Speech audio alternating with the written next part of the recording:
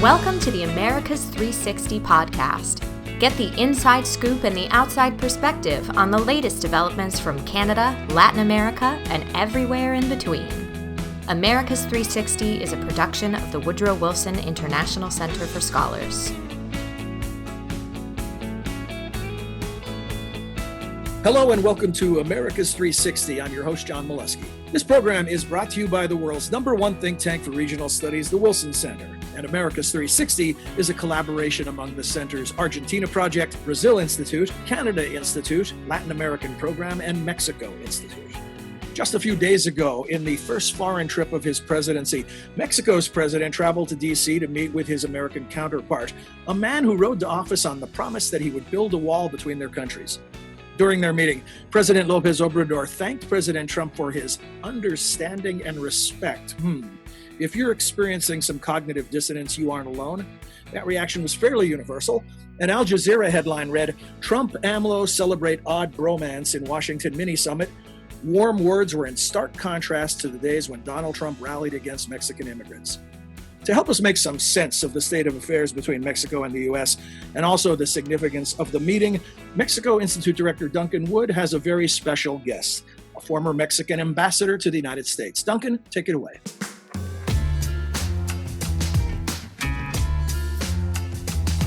Thanks, John. Arturo Sarukhan is a former Mexican ambassador to the United States, serving from 2007 to 2013. He is now an international strategic consultant, founder and president of Sarukhan and Associates LLC, adjunct professor at George Washington University's Elliott School of International Affairs, and most importantly to me, he is a member of my board at the Mexico Institute and a global fellow with us as well. Ambassador Sarukhan, we're so glad that you could join us today.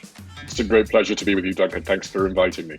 Now, Ambassador Sarukhan, you were ambassador in Washington the last time that there was a state visit by a sitting Mexican president. And you've had the chance, obviously, to observe what happened during this visit by President Andrés Manuel López Obrador of Mexico. Can you please tell us, how you perceived the visit, how you compare it with the state visit by President Calderón?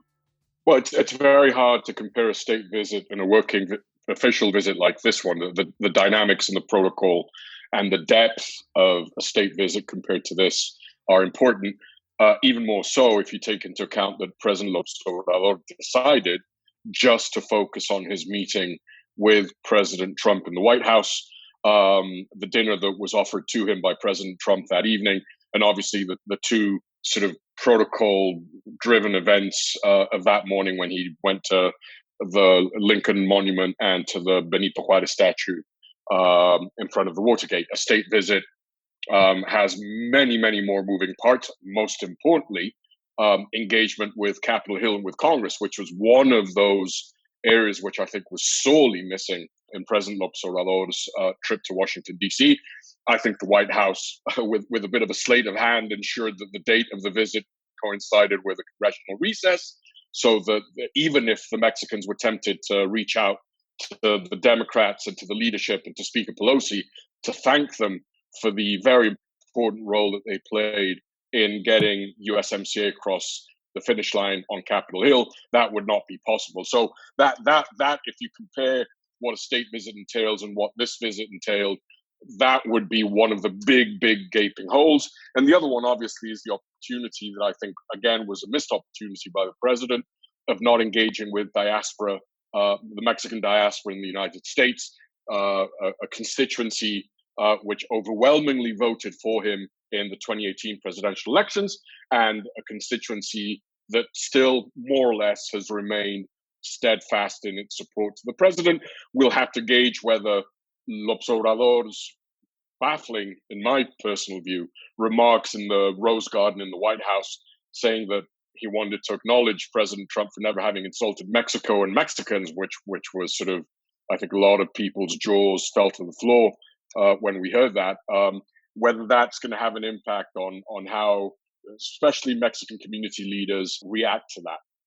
Now, what would you say about the results that have come out of this working visit?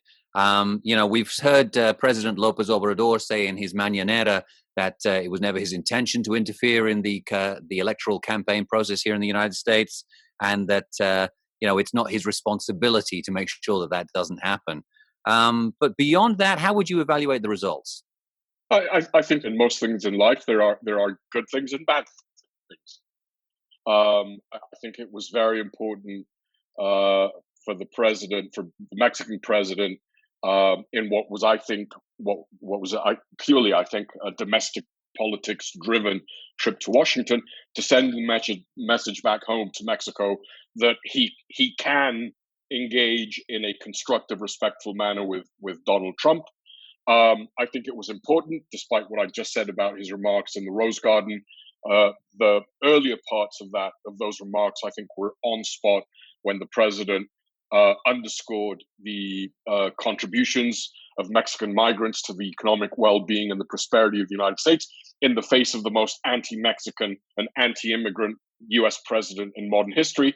I think also, even though he may have not thought about it this way, I think he looked at it from a historical perspective. But the fact that he went to the Lincoln Memorial sends subtle messages to different constituencies in a place that played such an important role in the fight for civil liberties in the 1960s, the last time that there was this level of political and cultural and social effervescence and turbulence in the U.S. since the days of the Vietnam War, and at a moment where the Lincoln Memorial has played an important role in the Black Lives Matter narrative and imagery. And so the fact that he went there that morning, I think was a subtle but important decision by the Mexican Foreign Ministry. I think the big mistakes, Duncan, are to what was I think spot on written remarks. He sort of hewed to his spin that the trip was all about USMCA. He talked about the role that USMCA would play going forward. I may quibble with his own very particular vision of how global economics in North America play into this, but he certainly, by mentioning the opportunities that USMCA opens for the United States and Mexico and Canada regarding China, that was a very interesting signal towards the White House. But then suddenly the wheels fell off, Duncan, because that's when he went off saying that he wanted to acknowledge that Trump had never criticized Mexico and was respectful of Mexico, and then went even further by saying that he had never imposed anything on Mexico. And then obviously the question is, what then were the punitive tariffs of last year pegged to Mexico's immigration policy all about? I think that in many ways going forward, Duncan, this may be the proverbial travel now, pay later. The reactions coming from a number of Democrats on Capitol Hill, from the campaign, from the Joe Biden campaign, from Joe Biden himself, and more importantly, what many of us said was going to happen started happening 4 hours after the dinner, which is proxy social media accounts for the Trump campaign, especially Hispanic outreach, started using that Rose Garden speech to say, you see, even President López Obrador acknowledges that Trump respects Mexico and Mexicans. And when Arizona and Florida, if you look at the latest polls, are really close in terms of what may happen in the Electoral College come November, peeling away 2%, 3% of the Hispanic vote in those states could make the difference between a Biden administration and a Trump re-election. Ambassador Sarukhan, thank you so much for joining us today and for sharing your insights with us. Back to you, John. Thank you, Duncan, and special thanks to Ambassador Arturo Sarukhan. We'll have more on AMLO, Trump, and U.S.-Mexico relations when we return with our roundtable segment in just a moment. You're listening to America's 360.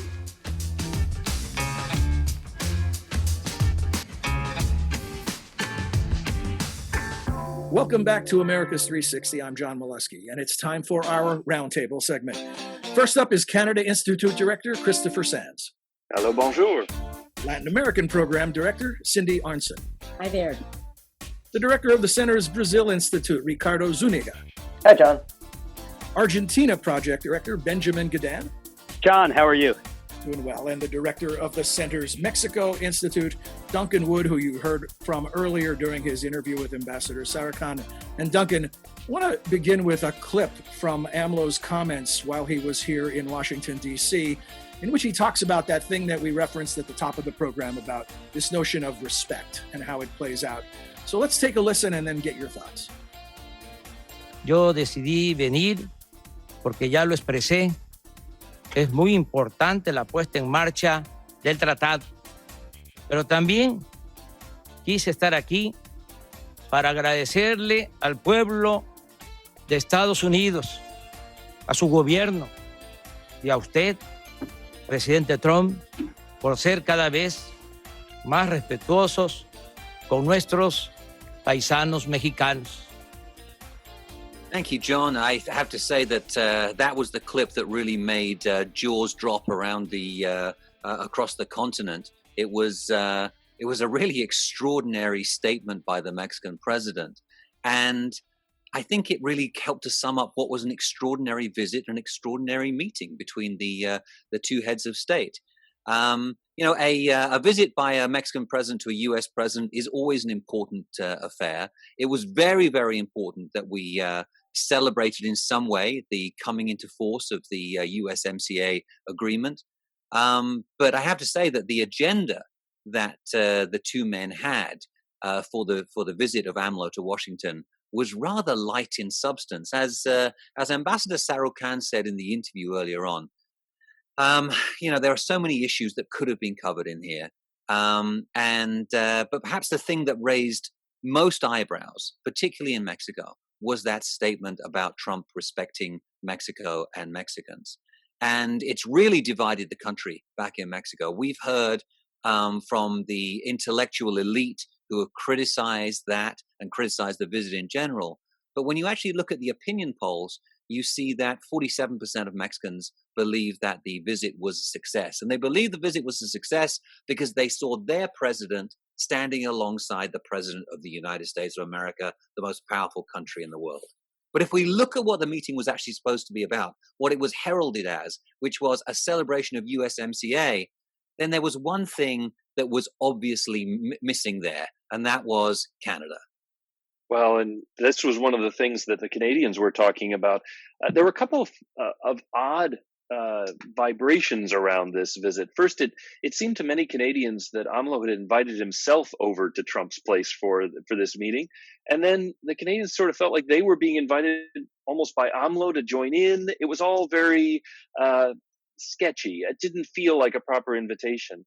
At the same time, the relationship between Justin Trudeau and AMLO has not been great. Their most recent conversation was driven by a number of Mexican migrant workers who had come to Canada, quarantined, ready to work on farms, quarantined for 14 days as required, and yet a number of them tested positive for coronavirus, and two of them died. And in June, the two leaders talked about it, and AMLO declared that until he received sufficient assurances, he was going to put a stop on 5,000 Mexican migrant farm workers who routinely come and help Canada. And it's easy to forget Canada is a country which has labor shortages in certain areas, and this is one of them. So this could really hurt Canada's farm sector.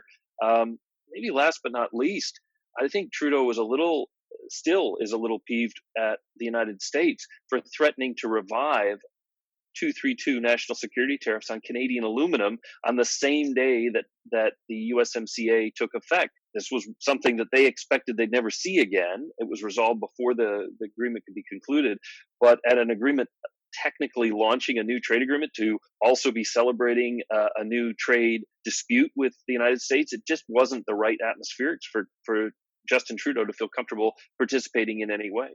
There was definitely an odd element to all of this, Chris, which you raised, is the pieces that weren't discussed and that weren't deeply covered as part of the visit. In the case of Mexico, of course, USMCA is vitally important, and there's no question that there was a real utility to AMLO domestically in Mexico and being seen next to the President of the United States.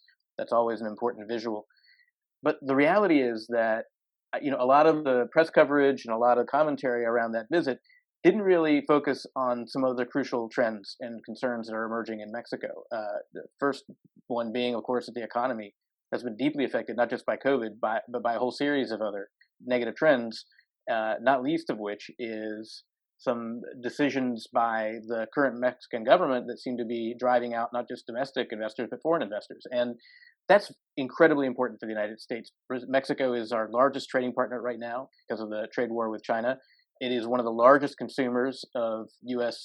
Exports and consumer goods exported to the Americas. So, and then that's even setting aside the whole security picture, where this is an exceedingly violent year in Mexico, which has significant repercussions for U.S. security in the end. And so I think that there is a lot in this that would typically be a part of a discussion between the heads of state of Mexico and the United States that I think merits additional, an additional look and attention, frankly, by those of us involved in events in the Americas.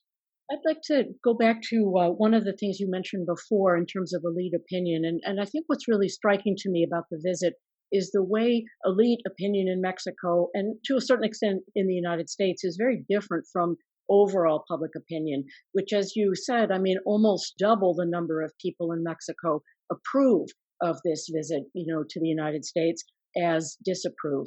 And I think that corresponds roughly with the kind of change in the view of the United States and the Trump administration with the signing or with the successful implementation now of the USMCA, of the trade agreement.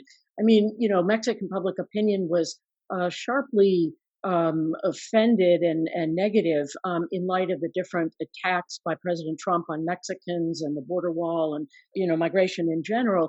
But after USMCA was signed, I think the shift in favorability was quite notable. Something like 64%, viewed the United States in favorable terms.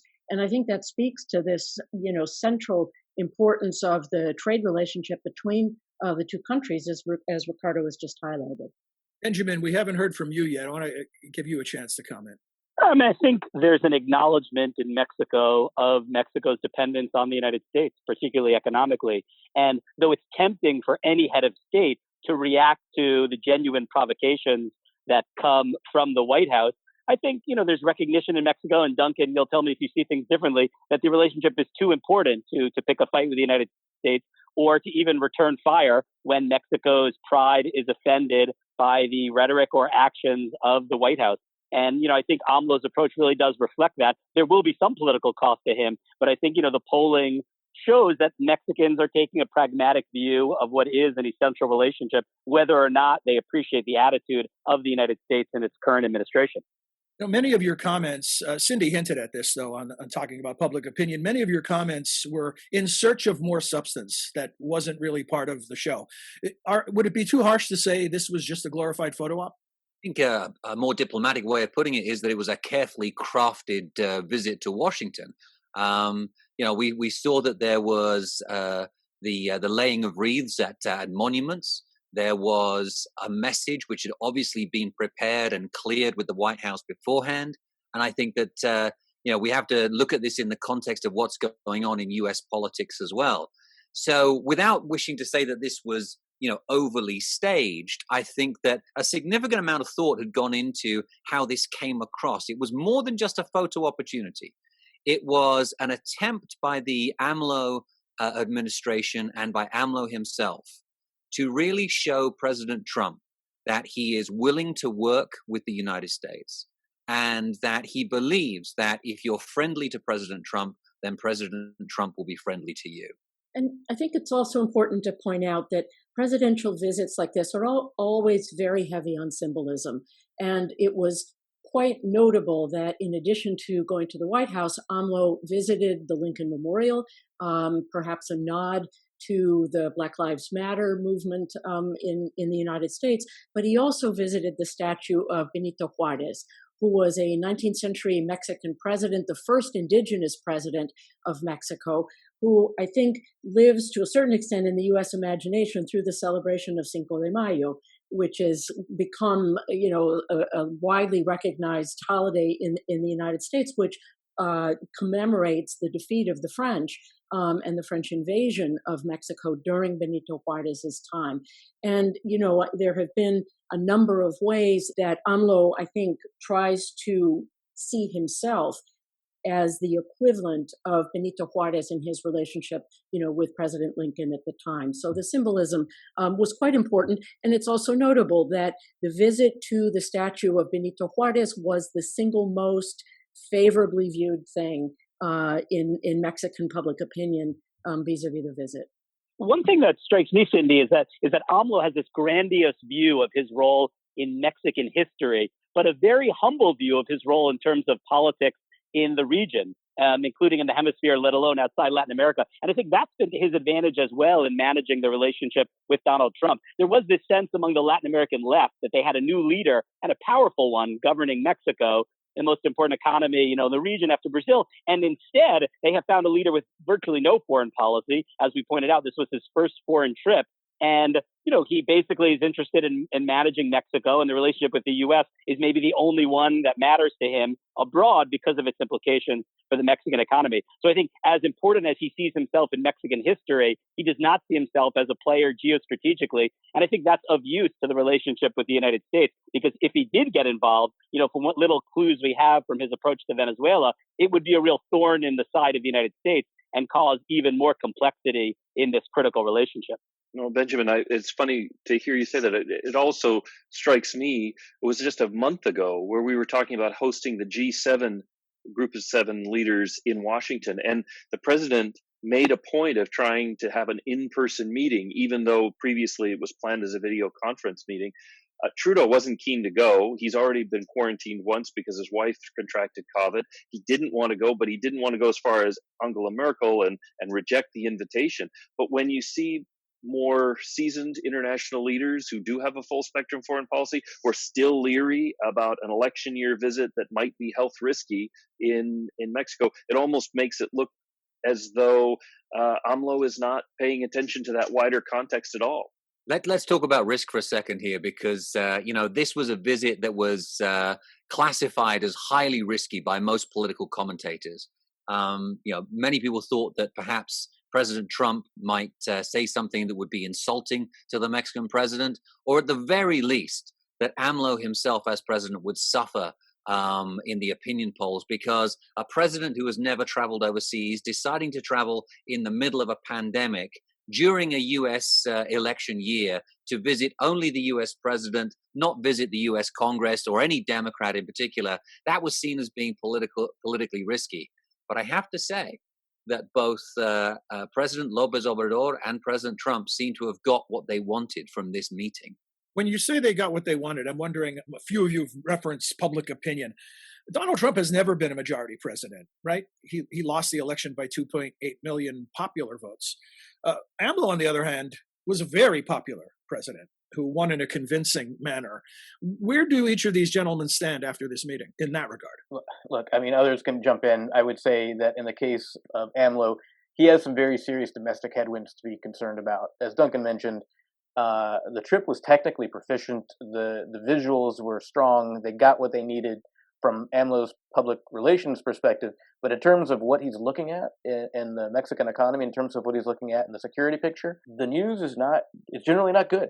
And so I think that he feels like maybe he secured his flank with the United States, and now he can turn to some of these other issues. But those issues are probably much more important in the view of the Mexican public than this foreign exchange. To complement what Ricardo just mentioned, it seems to me there's no question that President Trump will use this visit as part of his re-election campaign for November. He has talked about bringing U.S. jobs back to the United States, about revising trade agreements that he sees as having been prejudicial to U.S. workers and to U.S. interests. And here's an example, of a critical trading relationship in which he has hammered another government and gotten a better deal for the United States. And I think that's the way it's going to be portrayed. And I have no doubt that will come out in the election. If I can say something here, I think that the greatest shame about this visit is that, we expect politicians to use these events for their own political purposes. Of course they do. But it's a shame that not more wasn't done with it. Ricardo mentioned earlier on that there are so many other issues that they could have talked about. There are so many other issues that they could have talked about that are directly relevant to the bilateral relationship, whether it's migration or whether it is the post-COVID economy, human capital development, security, drugs, etc. All of these are vitally important issues, and this was a wasted, or rather a missed opportunity. And sadly, I don't see another opportunity like this coming up anytime soon. In the near future, I think we're deep into an election year. And so we're going to have to wait until the next administration is firmly in place before we can begin to have those conversations. And that's going to have to be our final word for this episode of America's 360. Terrific conversation, everybody. Thank you. And Cindy, Ricardo, Benjamin, Chris, Duncan, we'll see you next time around. And speaking of next time around, we'd love to hear from you about what you like and, heaven forbid, what you don't like about the program. And we'd especially like to know what topics you'd like to have us cover in future episodes of America's 360. If you'd like to share those ideas with us, you can reach us via email at americas360@wilsoncenter.org. That's americas360@wilsoncenter.org. We hope to hear from you soon. Until then, for all of us at the Wilson Center and Americas 360, I'm John Molesky. We'll see you next time.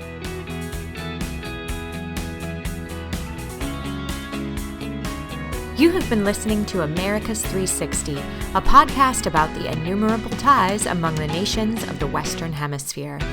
America's 360 is produced and edited by Oscar Cruz, Angela Robertson, and Mariana Sanchez Ramirez. You can subscribe wherever you listen to your favorite podcasts. To learn more about our programs, please visit wilsoncenter.org. And please join us again next time for another episode of America's 360.